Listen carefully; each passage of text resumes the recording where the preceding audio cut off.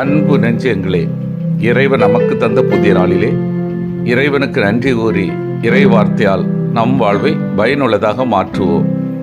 இறைவன் நம் அனைவரை நிறைவாக ஆசீர்வதித்து பாதுகாத்து வழி நடத்துவாராக. இன்றைய நற்செய்தி வாச சிந்தனை, தவறான மனநிலையை மாற்றுவோம். மார்க் நற்செய்தி நூல் பிரிவு 8, இறை சொற்றொடர்கள் 11 முதல் 13 முடிய. அன்பார்ந்தவர்களே, பொதுவாக நம் வாழ்வில் பல அடையாளங்களை பயன்படுத்துகிறோம். அடையாளங்களின் அவசியத்தை உணர்ந்திருக்கிறோம். பிறந்த நாள் என்றால் வாழ்த்து அட்டை அனுப்புகிறோம்.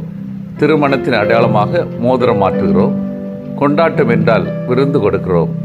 இவை அனைத்துமே அடையாளங்கள் தான். இன்னும் சொல்லப்போனால் நமது வார்த்தைகளே நம் எண்ணங்களின் அடையாளங்கள். நமது முகம் நமது அகத்தின் அடையாளம். அடையாளங்களை கண்டுகொள்ளும் திறனைத்தான் நாம் வளர்த்து கொள்ள வேண்டும்.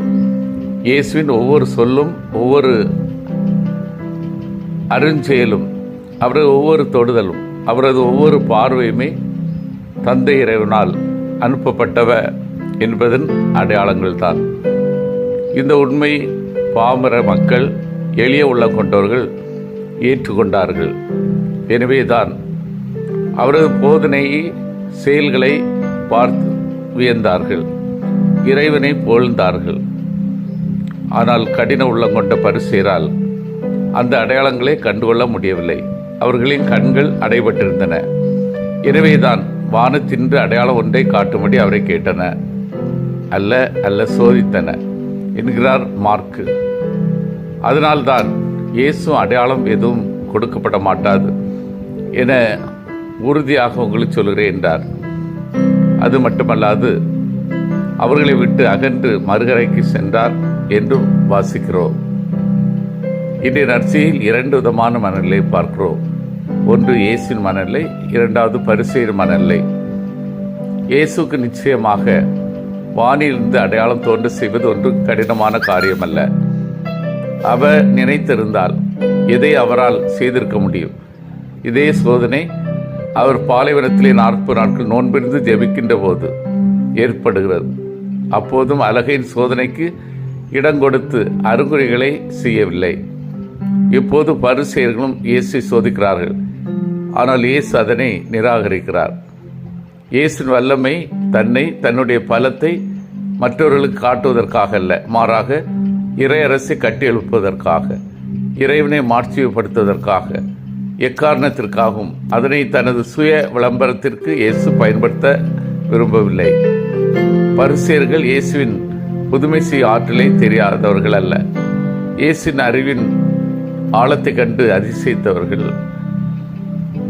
இயேசு தச்ச மகன் என்றாலும் அவரிடத்திலே தங்கள் அறிவு திறமை செல்லாது என்பதை உணராதவர்கள் அல்ல. இயேசு செய்த அனைத்து புதுமைகளும் அவர்களுக்கு தெரியும். இருந்தாலும் அவர்கள் இயேசுவிடத்திலே அடையாளம், அறிகுறிகளை கேட்கிறார்கள். அவர்கள் கேட்பது உண்மையான நோக்கத்தோடோ அல்லது தங்களது நம்பிக்கையை அதிகப்படுத்துவதற்காக அல்ல. அவர்களது மனநிலையும் சரியான மனநிலை அல்ல. இயேசு அடையாளம் காட்டியிருந்தாலும் அவற்றில் குற்றம் கண்டு இயேசுவை இகழவே நிச்சயம் முயன்றிருப்பார்கள். உண்மையற்ற நிலை அவர்களை மிக கீழாக மதிப்பிட தோன்றுகிறது. எதையும் திறந்த மனத்தோடு, உண்மை மனநிலையோடு அறிந்து கொள்ள முயற்சி எடுப்பது மிக மிக அவசியம். அப்படிப்பட்ட மனநிலை இன்றைக்கு மக்களிடம் காண்பது அரிதாகிவிட்டது. சுய தேவைகளுக்காக மனசாட்சி மழுங்கடிக்கக்கூடியவர்களாக மக்கள் வாழத் தொடங்கிவிட்டார்கள். அந்த மனநிலையை மாற்ற முன்வருவோம். சிந்தித்து தியானித்து செயல்படுவோம். எதையும் நான் திறந்த மனநிலை உண்மையை அறிந்து கொள்ள முன்வருகின்றேனா? பிறரை மட்டம் தட்டும் பண்பு என்னிடம் உள்ளதா? பிரச்சனைகள் மத்தியில் இறை ஞானத்தோடு செயல்படுகின்றேனா? வல்லமை மிக்க இறைவா, எதையும் திறந்த மனநிலையில் உண்மையை அறிந்து கொள்ள முன்வரவும், பிறரை மட்டம் தட்டும் பண்பு எங்களிடமிருந்து அகலவும், பிரச்சனைகள் மத்தியில் இறை ஞானத்தோடு செயல்படவும் வரம் தாரும். ஆமீன்.